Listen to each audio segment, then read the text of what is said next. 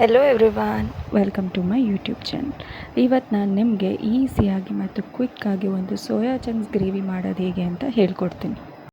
ಮೊದಲಿಗೆ ಒಂದು ಪಾತ್ರೆಯಲ್ಲಿ ಸೋಯಾ ಚಂಕ್ಸ್ನ ಒಂದು 5 ನಿಮಿಷ ನೆನೆಸಿಟ್ಕೊಳ್ಳಿ. ನೆಂದಾದಮೇಲೆ ಚೆನ್ನಾಗಿ ನೀರು ಹಿಂಡ್ಕೊಂಡು ಅದನ್ನು ಸೈಡ್ಗೆ ಎತ್ತಿಡಿ.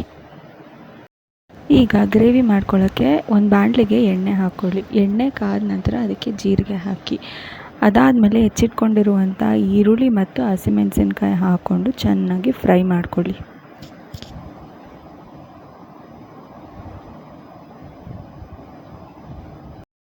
ಸ್ವಲ್ಪ ಹೊತ್ತು ಫ್ರೈ ಆದಮೇಲೆ ಜಿಂಜರ್ ಗಾರ್ಲಿಕ್ ಪೇಸ್ಟ್ ಹಾಕ್ಕೊಂಡು ಮತ್ತೆ ಅದನ್ನು ಈರುಳ್ಳಿನ ಚೆನ್ನಾಗಿ ಫ್ರೈ ಮಾಡ್ಕೊಳ್ಳಿ.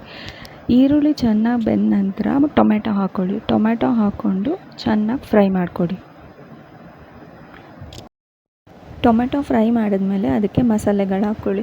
ಗರಂ ಮಸಾಲ, ಖಾರದ ಪುಡಿ, ಧನಿಯಾ ಪುಡಿ ಎಲ್ಲ ಹಾಕಿ ಮತ್ತೆ ಫ್ರೈ ಮಾಡ್ಕೊಳ್ಳಿ. ಮಸಾಲೆ ಎಲ್ಲ ಚೆನ್ನಾಗಿ ಫ್ರೈ ಆದಮೇಲೆ ಅದಕ್ಕೆ ಸ್ವಲ್ಪ ನೀರು ಮತ್ತು ರುಚಿಗೆ ತಕ್ಕಷ್ಟು ಉಪ್ಪು ಹಾಕಿ ಚೆನ್ನಾಗಿ ಮಿಕ್ಸ್ ಮಾಡಿ ಲಿಡ್ ಕ್ಲೋಸ್ ಮಾಡಿ ಒಂದು 5 ನಿಮಿಷ ಬೇಯಕ್ಕೆ ಬಿಡಿ. ಒಂದು 5 ನಿಮಿಷ ಆದಮೇಲೆ ಮಸಾಲೆ ಎಲ್ಲ ಚೆನ್ನಾಗಿ ಬೆಂದಿರುತ್ತೆ. ಮಸಾಲೆ ಎಲ್ಲ ಚೆನ್ನಾಗಿ ಬೆಂದಾದಮೇಲೆ ನಾವೇನು ನೆನೆಸಿಟ್ಕೊಂಡಿರ್ತೀವಿ ಸೋಯಾ ಚಂಕ್ಸ್, ಆ ಸೋಯಾ ಚಂಕ್ಸ್ನ ಮಸಾಲೆಗೆ ಹಾಕಿ ಚೆನ್ನಾಗಿ ಮಿಕ್ಸ್ ಮಾಡ್ಕೊಳ್ಳಿ.